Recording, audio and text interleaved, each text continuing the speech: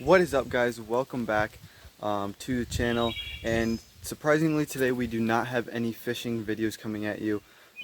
We are going to do a kind of a sit down talking video, but it's not going to actually be sit down. I'm going to explain to you guys a couple ways that you can break down either a brand new pond or just any pond that you know of, the best ways to break them down, the best baits to throw in certain areas, and how to find fish and help you guys catch more fish, because you know, as bank anglers we can only access this amount of water, so we got to make the most of it. So I'm going to show you guys exactly how to do that. So let's get right down to the pond, and I'll show you guys kind of some things you want to look out for and look for when you're at a pond. So let's go. Alright boys, we are here. Like I said, I'm just coming down to a pond close by that, you know, I have permission to fish and everything. It's basically kind of like my pond because I stock it, maintain it, you know, trying to grow the bass huge. So there's only like 10 bass in here, not expecting to catch anything, but I'm just going to kind of show you guys how I would break down this pond if it did have a lot of fish in here, or just like main factors that you pretty much see at every pond. You know, there's a few things that you see at every single pond. So we're on the Chestnut right now. I will pull out the big camera, show you guys some stuff up close, but for now we're just gonna go around, see what's going on. Alright, so I also did bring 4 rods. You know, 4 rods is what I like to stick to when bank fishing anywhere, does not matter where. Pretty much 4 rods is what I like, and right now I see the 4.5 pound largemouth. Not gonna try to catch him. I've caught him before. You know how much fun is catching that out of a pond nobody fishes out of.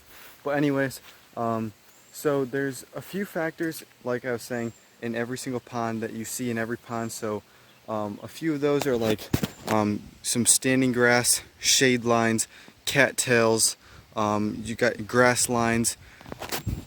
Those are just a few things that you pretty much see in every single pond.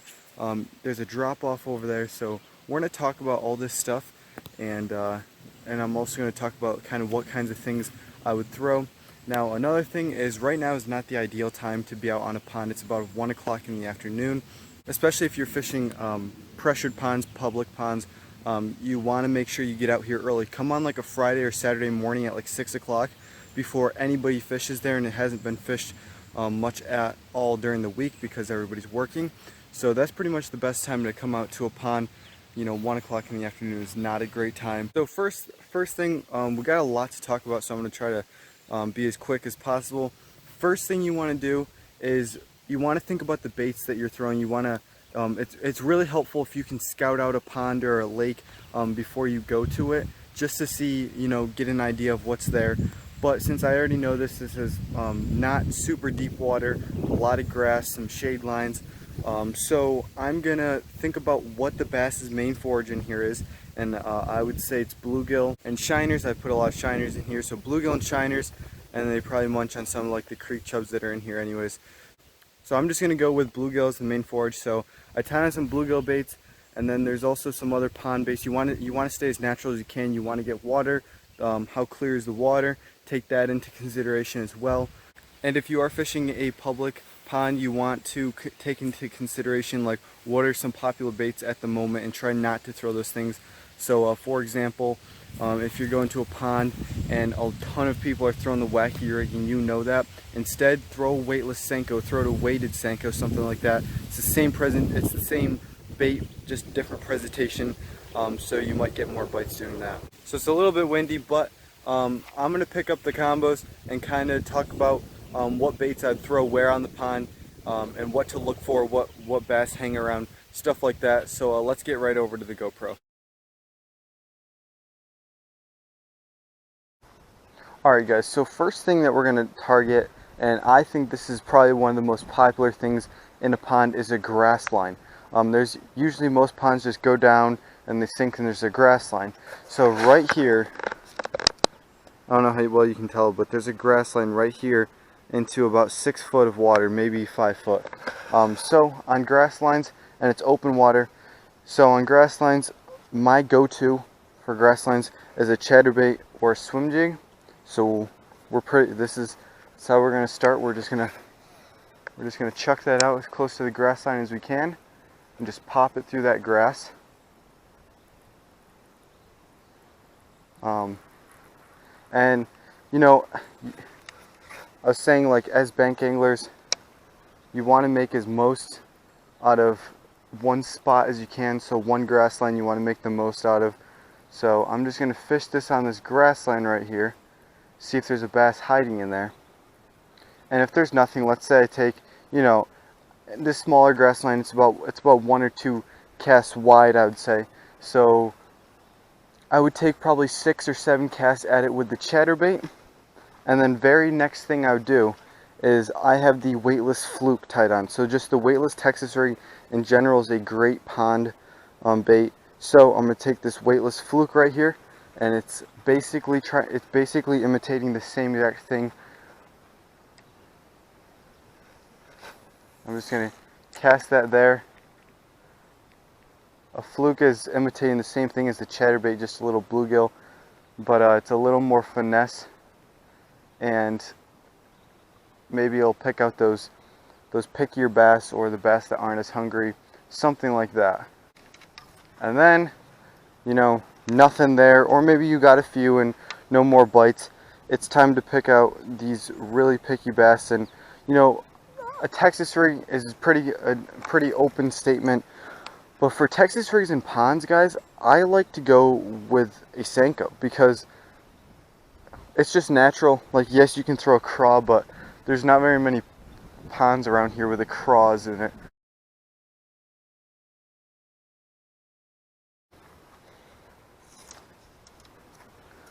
So guys, top water for ponds is amazing. I don't know if you guys have determined that for yourselves yet, but it really is. So one of my favorite pond topwaters is definitely a little frog. So all I do with the frog is, if the sun was out, you know, right here would be a shade line. It kind of is right now. There's overhanging hemlocks onto it. So I'm just gonna throw that frog way back in there, and you just want to kind of work it. Now obviously it's 1 o'clock in the afternoon. I'm not going to get any bites on it, so we're going to reel that in. But I mean, you can, even though that's not open water, you also kind of want to look for this stuff. Not very many ponds have this stuff, but if it does, you know, obviously skip. And this pond, all the stuff that's, and I just cast it in a tree, but all this little stuff right here is just in super shallow water. So, but yeah, shade lines and frogs is money most of the time, because, you know, bass love shade lines. They sit there to attack bait. So yeah, that's number 2. You wanna look at shade lines. You know, just cast away back there, not in a tree like that. And just walk that frog all the way back. So another key feature to pond fishing and even lake fishing is sight fishing. So I'm walking up right now, and I can see a bass. He's just chilling right there. There's some shiners nearby. He's probably feeding. But yeah, there's a little bass right there.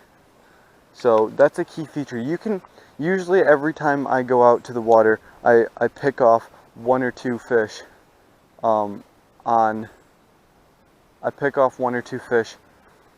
on sight fishing, because it's just an easy way to catch fish. You know they're there, and you know how they're going to react, so you can just figure out baits. So another thing I forgot to mention is, if you don't get anything on the frog in the shade line, always throw in like a fluke or a Texas rig or something like that, because there's always going to be fish there, and just because you throw in the frog does not mean there's no fish in there if you don't get any bites.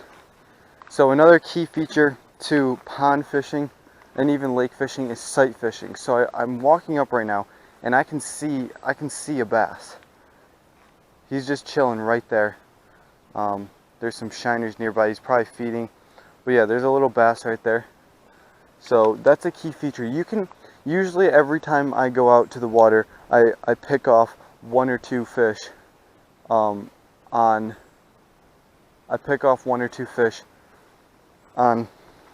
sight fishing, because it's just an easy way to catch fish.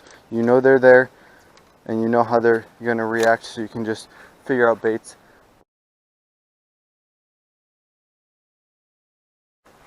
My first favorite thing probably ever in ponds, now not every pond has them, but when ponds have them, even new ponds, that is my first go-to. And that exact thing is cattails. Like these cattails right there, you throw right parallel to them, it's like almost a guarantee that you catch a fish. So I'm just gonna cast parallel with the cattails, with the chatterbait. I always start with moving baits, just in general.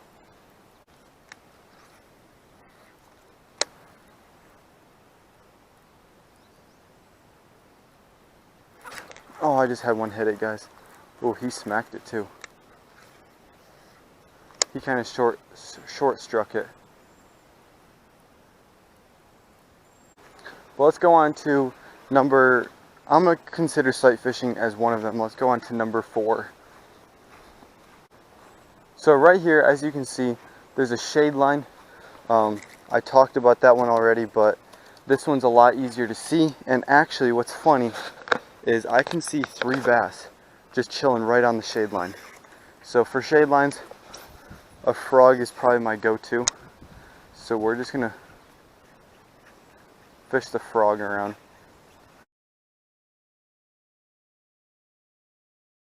Texas rig Senko right here, guys.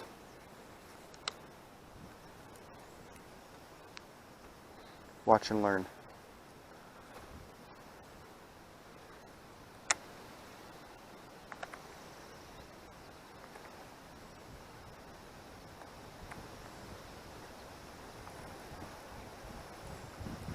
Well, this is off, but you guys get the idea. Just sight fish, go up to shade lines and make casts far away from the shade line before you're even there. But next thing up, I only need one combo for it, is wood. There's a bunch of wood right here. It's a big wood pile, so I'm just going to pitch my Texas rig right into the wood.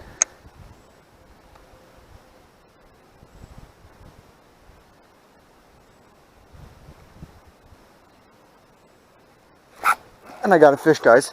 Look at that. I caught a fish because I pitched it right into the wood. Look at that, guys.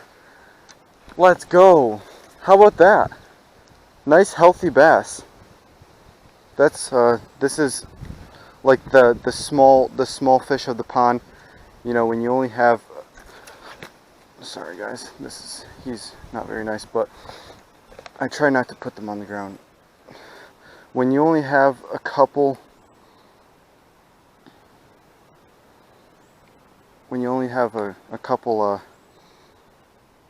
couple fish in the pond and tons of bait, you know, they seem to be really healthy. So he took my Senko, which is very unfortunate, but nice healthy bass. He's probably close to a pound. So we're gonna get him back. Very healthy bass. Pitched that right into the wood, and look what happened. So here he goes. There he goes. Yep, pitched that Senko right into the wood, just like I was telling you guys. Wood, you know.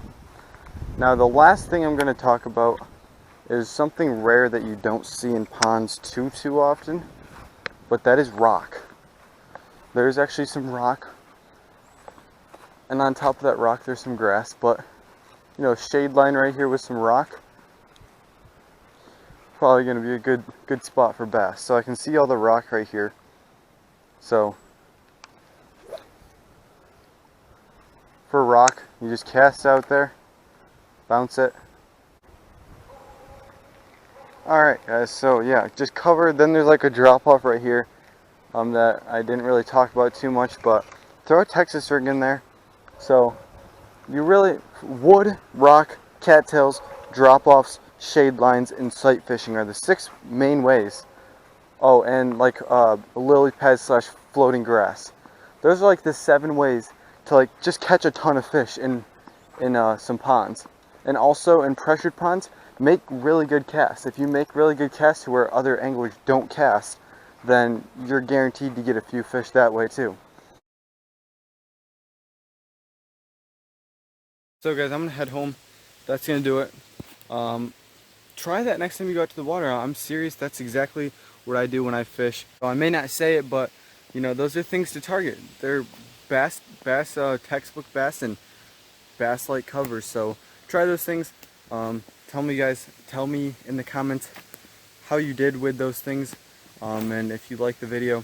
So we're gonna be back to fishing content next week. So I hope you guys enjoy this video. Thank you guys so much for watching, and we'll see you guys on the next one.